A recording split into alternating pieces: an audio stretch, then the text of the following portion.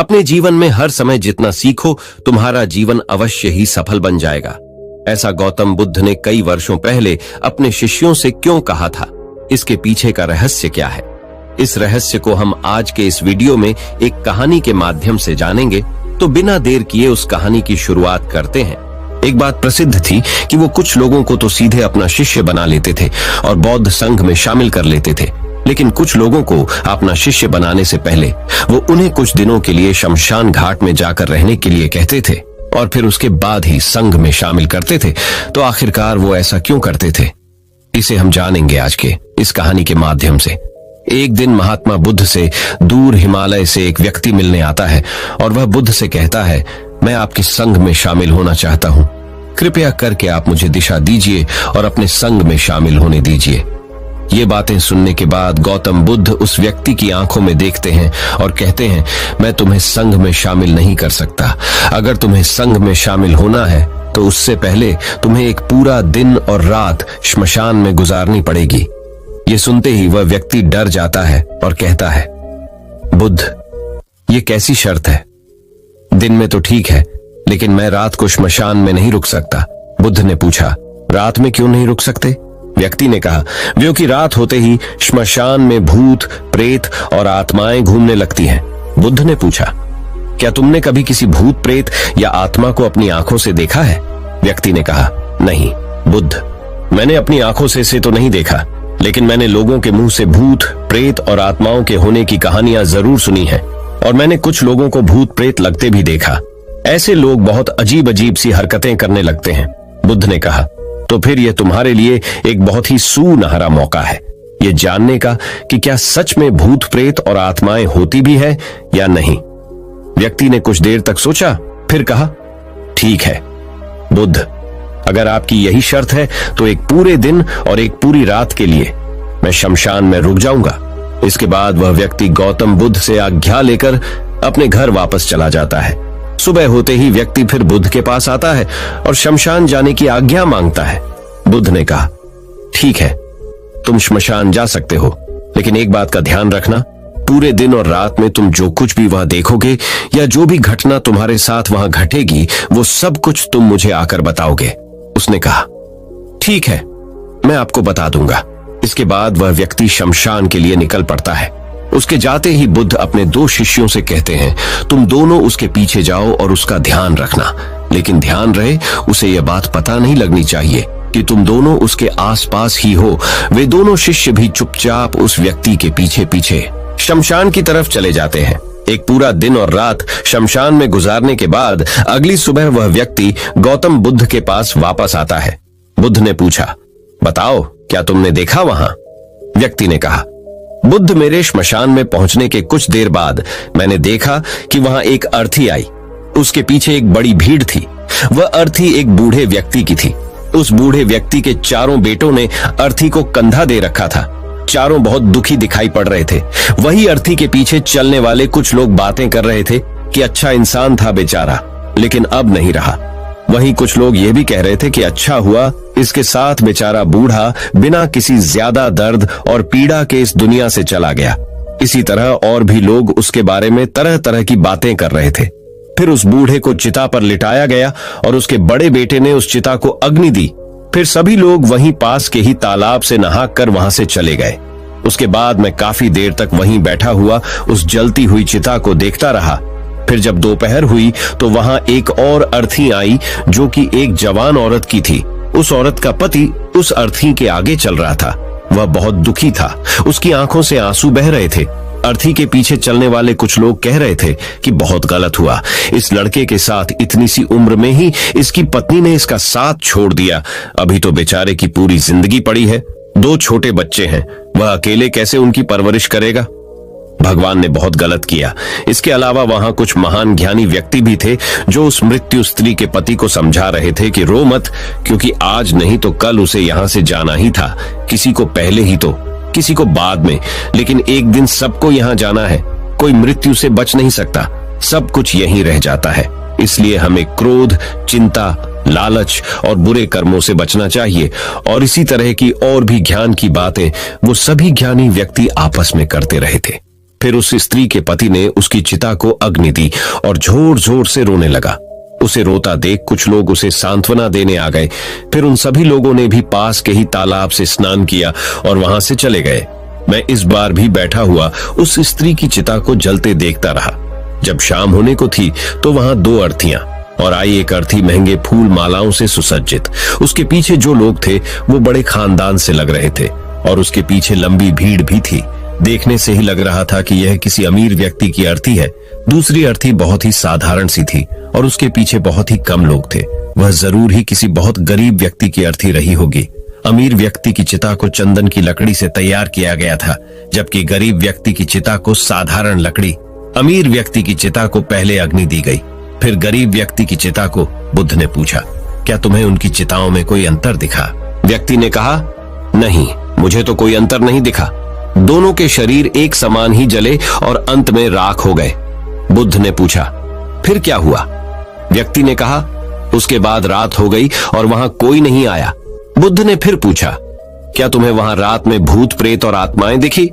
व्यक्ति ने कहा, नहीं, मुझे वहां कुछ भी नहीं दिखा, लेकिन मैं वहां पूरी रात खुद से ही डरता रहा, कभी हवा की सरसराहट से तो कभी जानवरों की आवाज से, और फिर सुबह हो गई और मैं आपके पास आ गया। बुद्ध ने कहा, बहुत बढ़िया किया, लेकिन मैं तुम्हें संघ में शामिल नहीं कर सकता? व्यक्ति ने कहा, लेकिन क्यों? बुद्ध ने कहा, क्योंकि तुम अभी उसके लिए तैयार नहीं। संघ में शामिल होने के लिए तुम्हें एक बार और एक पूरा दिन और रात श्मशान में गुजारनी पड़ेगी। व्यक्ति ने बुद्ध को मनाने की बहुत कोशिश की, लेकिन बुद्ध नहीं माने तो उसने दोबारा शमशान में जाना स्वीकार कर लिया। अगली सुबह बुद्ध से आज्ञा लेकर वह फिर श्मशान की ओर निकल पड़ा। बुद्ध ने इस बार फिर उस व्यक्ति की सुरक्षा के लिए उसके पीछे अपने 2 शिष्य फिर भेज दिए। 2, एक पूरा दिन और एक पूरी रात श्मशान में गुजारने के बाद वो फिर बुद्ध के पास आया। बुद्ध ने फिर वही प्रश्न किया, बताओ क्या देखा तुमने वहां? व्यक्ति ने कहा, बुद्ध, कल मेरे सामने 8 लोगों की चिंताओं को अग्नि दी गई और उन सबके साथ भी वही घटनाएं हुई जो मैंने पिछली बार आपको बताई थी कि बहुत से लोग रो रहे थे, कुछ उन्हें सांत्वना दे रहे थे और कुछ ज्ञानी व्यक्ति तरह तरह की बातें कर रहे थे। लेकिन एक अलग चीज जो मैंने इस बार देखी वो ये थी कि कुछ मृत व्यक्तियों के शरीर के कुछ हिस्से जो ठीक से नहीं जल पाए थे, उन अधजले हिस्सों को चील, कौवे और जानवर नोच नोच कर खा रहे थे। कुत्ते कुछ हड्डियों को अपने साथ उठा ले गए। यह सब देखकर मुझे एक चीज का एहसास हुआ कि जिस शरीर को हम इतना महत्व देते हैं उसका अंत भी एक दिन इसी प्रकार होना है। व्यक्ति ने कहा, बुद्ध, अब तो मैं बौद्ध संघ में शामिल हो सकता हूं। बुद्ध ने कहा, नहीं, मैं अब भी तुम्हें संघ में शामिल नहीं कर सकता। व्यक्ति ने कहा, लेकिन बुद्ध, मैं तो आपके कहीं गई बात के अनुसार 2 बार शमशान में रहकर आ चुका हूं। अब तो आपको मुझे संघ में शामिल करना ही पड़ेगा। बुद्ध ने कहा, जिस महत्वपूर्ण चीज को देखने के लिए मैंने तुम्हें श्मशान भेजा था, तुम अब तक उसे नहीं देख पाए हो, इसलिए मैं तुम्हें संघ में शामिल नहीं कर सकता। और तुम जब तक श्मशान में वो नहीं देख लेते जिसके लिए मैंने तुम्हें वहां भेजा था, तब तक तुम संघ में शामिल नहीं हो सकते। ये सुनते हुए व्यक्ति फिर से आज्ञा लेकर अगली सुबह श्मशान की तरफ निकल पड़ता है। वह एक पूरा दिन और रात श्मशान में गुजारता है, लेकिन इस बार उसके अंदर अलग ही चमक आ चुकी थी। उसने वह घटना देख ली थी जो बुद्ध उसे दिखाना चाहते थे। अगली सुबह होते ही उसे बुद्ध के पास पहुंचने की जल्दी नहीं थी। वो अंदर से एकदम शांत और स्थिर हो गया था। उसका चेहरे पर गंभीरता आ गई थी।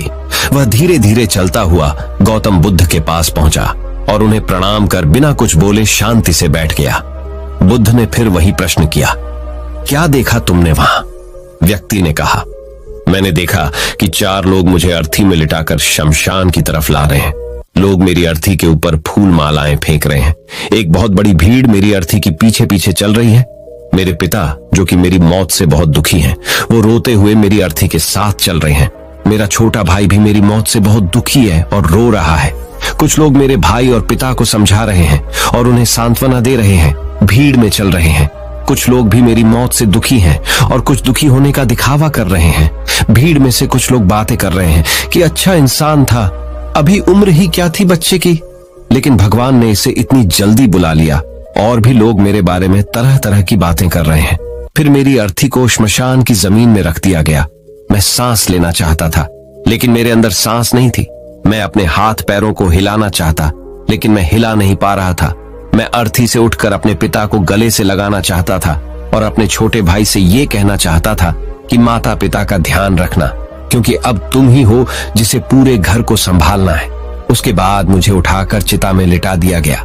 फिर मुझे एक कपड़े से ढक दिया गया। उस कपड़े के बाहर मुझे कुछ भी दिखाई नहीं दे रहा था। फिर मेरे ऊपर बहुत सी लकड़ियां रख दी गई। वो मुझे बहुत भारी लग रही थी। मैं उन्हें हटाना चाहता था। मुझे अंदर घुटन महसूस हो रही थी। फिर कुछ समय पश्चात मुझे गर्मी का आभास हुआ। मैंने देखा कि मेरे पूरे शरीर पे आग लग चुकी थी। मेरा पूरा शरीर किसी लकड़ी की भांति जल रहा था। मैं चिल्लाया, लेकिन मेरे मुंह से आवाज नहीं निकली। मैं उस अग्नि में पूरी तरह से खो गया था। मैं पूरी रात खुद को ऐसे ही जलता देखता रहा और अंत में मैंने पाया कि मैं राख में तब्दील हो चुका हूं। उस पूरी रात मैं पता नहीं कहां खोया रहा। न तो मैं डरा और न ही मुझे किसी प्रकार के डर का एहसास हुआ, और सुबह होते ही मैं आपके पास आ गया। यह सब सुन बुद्ध मुस्कुराए और बोले, अब तुम संघ में शामिल हो सकते हो। बुद्ध ने आगे कहा, जीवन को वही व्यक्ति समझ सकता है जिसने मृत्यु को समझ लिया हो। जैसे एक बीमार व्यक्ति ही स्वस्थ रहने के महत्व को अच्छे से समझ सकता है। ध्यान और साधना में उतरने के लिए अंदर ज्ञान का बीज होना बेहद आवश्यक है, और वह ज्ञान का बीज कल रात तुम्हें वहां मिला।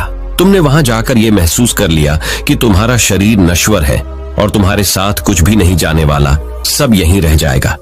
जब तुम पहले 2 बार शमशान गए तो तुम भी उन्हीं ज्ञानी व्यक्तियों की तरह ही थे, जो श्मशान में जाते ही धार्मिक हो जाते हैं, जिन्हें वहां जाते ही मृत्यु की याद आती है, शरीर के नश्वर होने की याद आती है, और वहां बड़ी बड़ी बातें करते हैं, लेकिन वहां से निकलते ही फिर पहले जैसे हो जाते हैं। वैसे ही सारे बुरे काम करते हैं, अधर्म करते हैं, खुद के शरीर से मोह करते हैं, इसे अमर मान लेते हैं और दूसरों से ऐसा व्यवहार करते हैं जैसे वह यहाँ हमेशा रहने वाले हैं। लेकिन जब तुम तीसरी बार वहां गए तो तुम्हें अंदर से यह आभास हुआ कि तुम असल में वो नहीं हो जो तुम खुद को मानते हो। खुद के अंदर गहरा ध्यान और समर्पण पैदा करने के लिए शरीर की नश्वरता और मृत्यु का अनुभव करना बेहद आवश्यक।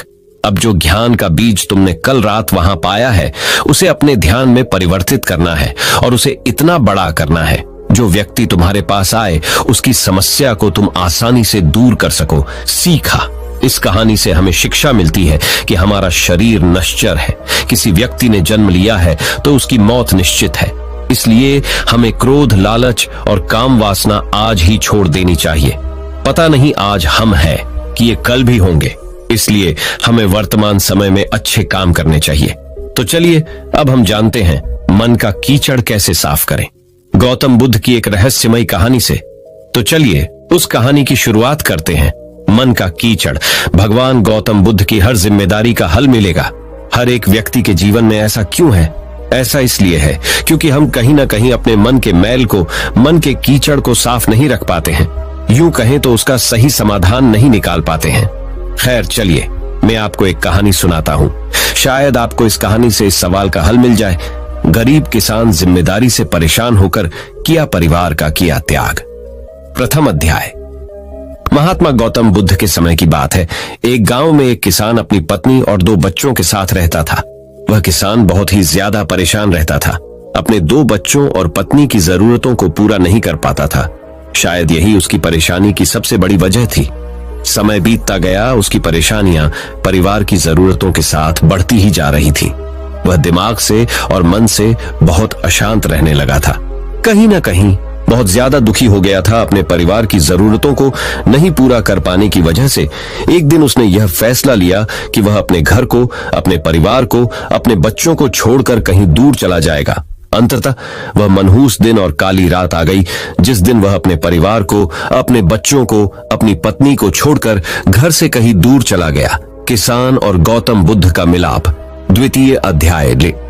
सुनते हैं वह किसान चलता ही गया, चलता ही गया। रात से सुबह हो गई, सुबह से फिर दोपहर, दोपहर से शाम, शाम से फिर रात, फिर सुबह हो गई। उस किसान की मन की पीड़ा इतनी ज्यादा थी कि उसके पैरों के छाले और पैरों से बह रहे खून के आगे फीके पड़ गए। भूख की चिंता, न प्यास की चाह, बस चलता ही गया। चलता ही गया। आखिरकार जंगल में चलते चलते उसका शरीर इतना ज्यादा थक गया कि वह एक नदी के किनारे जाकर वह गिर पड़ा। कुछ घंटों बाद उस किसान को होश आया। वह बेचारा इतना ज्यादा प्यासा था कि तुरंत वह नदी के पास गया। जैसे ही वह पानी पीने के लिए हाथ पानी में डाला, उसे सामने नदी के उस पार कुछ लोगों का इंड दिखाई दिया। उसने ध्यान से देखा तो उसे एक वृक्ष के नीचे महात्मा गौतम बुद्ध बैठे हुए नजर आए। वह तुरंत दौड़ के उनके पास गया और उनके पैर पर गिरकर बोला कि हे महात्मा, हे भगवान गौतम बुद्ध, मुझे अपनी शरण में ले लीजिए, मुझे अपना शिष्य बना लीजिए। महात्मा गौतम बुद्ध के शरण में आया हुआ कोई भी व्यक्ति खाली हाथ वापस नहीं जाता। ये किसान तो केवल उनका शिष्य बनना चाहता था। महात्मा गौतम बुद्ध जी ने उसकी मनोदशा को देखते हुए उसे अपना शिष्य बना लिए।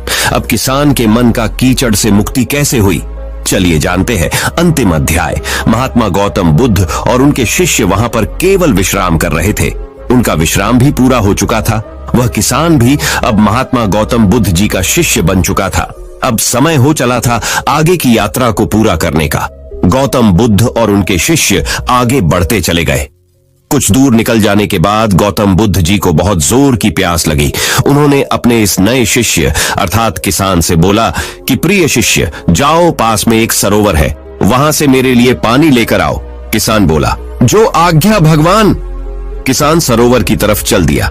सरोवर के पास जैसे ही किसान पहुंचा, उसने देखा कि उस सरोवर में बहुत सारे जानवर उछल कूद कर रहे हैं। वे सारे जीव जंतु किसान को देखते ही तुरंत वहां से भाग गए। किसान बहुत ही खुश हुआ और उस सरोवर की तरफ चल दिया पानी लेने के लिए। परंतु जैसे ही किसान सरोवर के पानी की तरफ हाथ बढ़ाया, उसने देखा कि पानी बहुत ही ज्यादा गंदा था। किसान निराश होकर वापस गौतम बुद्ध जी के पास आ गया। गौतम बुद्ध जी ने उससे पूछा, पानी कहाँ है?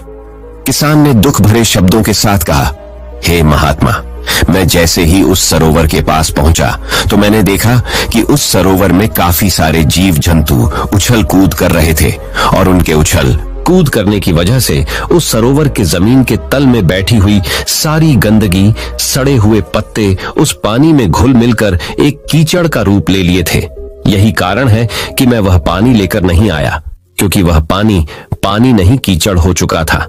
महात्मा गौतम बुद्ध जी उस किसान की बातों को समझ गए और मुस्कुराते हुए उन्होंने कहा कि मैंने तुमसे सरोवर का पानी मांगा था।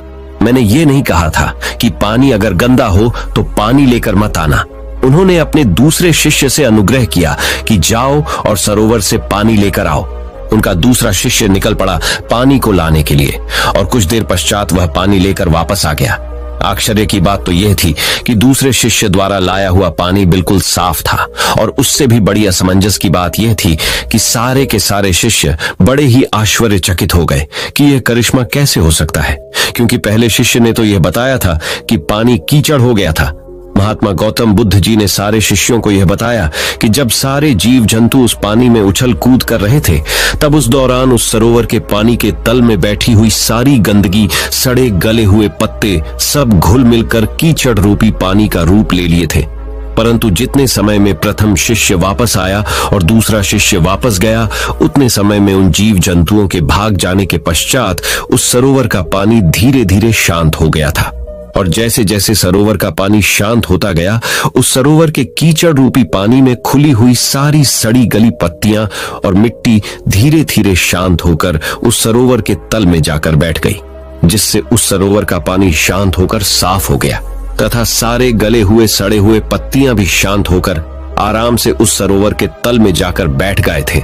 प्रिय शिष्यों, अगर उस सरोवर में किसी भी तरीके का कोई हलचल नहीं होता तो उस सरोवर की हर एक चीज जिसको जहां पर होनी चाहिए थी वह वहीं पर ही रहती। उन जीव जंतुओं के हलचल की वजह से सरोवर के तल में बैठी हुई सड़ी गली पत्तियां, मिट्टी उस शांत पानी में मिलकर एक कीचड़ का रूप ले लिए थे। ठीक इसी प्रकार से हर एक व्यक्ति के जीवन में तरह तरह की समस्याएं, परेशानियां और कठिनाइयां आती हैं, जिसके वजह से हमारे मन में हलचल सी मच जाती है। हमारा दिमाग और मन अशांत हो जाता है। तत्पश्चात हम कोई गलत निर्णय अर्थात फैसला ले लेते हैं। परंतु अगर हम थोड़ा समय देकर उन कठिनाइयों, परेशानियों और समस्याओं के बारे में समझने की कोशिश करें तो मन की हलचल उस सरोवर की पानी की तरह शांत हो जाएगी, जिससे हम अपने जीवन में सही निर्णय का चुनाव करते हुए उसका समाधान निकाल लेंगे। किसान को महात्मा गौतम बुद्ध जी की सारी बातें बिल्कुल साफ साफ समझ में आ गई। उसे यह भी समझ में आ गया कि उसके परिवार में आई हुई सारी परेशानियां, दिक्कतें और जिम्मेदारियां भी इसी सरोवर के सड़ी गली हुई पत्तियों और मिट्टी रूपी कीचड़ की तरह ही है। बस अकेले में थोड़ा समय निकालकर मन को शांत करते हुए उन परेशानियों, दिक्कतों के बारे में समझने और उसका समाधान निकालने की जरूरत है। मन का कीचड़। कहानी से हमने क्या सीखने को मिला दोस्तों? समय के साथ साथ हर एक इंसान की जरूरतें बढ़ती ही जाती है। हो सकता है किसी की जरूरत कम हो सकता है किसी की जरूरत ज्यादा हो, लेकिन हमें उन जरूरतों को पूरा करने के लिए मेहनत तो करनी ही पड़ती है। हाँ, ये जरूर है कि मेहनत करते वक्त हमें बहुत सारे कठिनाइयों और समस्याओं का सामना करना पड़ता है। इसी वजह से बहुत बार हमारा मन अशांत हो जाता है, निराश हो जाता है। दिल दिमाग में एक अजीब सी हलचल होने लगती है, जिसकी वजह से हम गलत फैसला ले लेते हैं। परंतु दोस्तों, हमें घबराने की जरूरत नहीं है। हमें अपने दिमाग को शांत करने की जरूरत है। थोड़ा समय देकर इसके बारे में सोचने की जरूरत है। इसका समाधान कुछ न कुछ जरूर निकल आएगा। तो दोस्तों, मैं उम्मीद करता हूं कि आपको यह गौतम बुद्ध की रहस्यमयी कहानी संक्षिप्त रूप में समझ में आ गई होगी। अगर आपको यह कहानी पसंद आई हो तो इस कहानी को अपने दोस्तों के साथ जितना हो सके उतना शेयर कीजिए और हमारे चैनल को सब्सक्राइब कीजिए और इस वीडियो को एक लाइक करना ना भूले। आपका वीडियो देखने के लिए बहुत बहुत धन्यवाद। नमो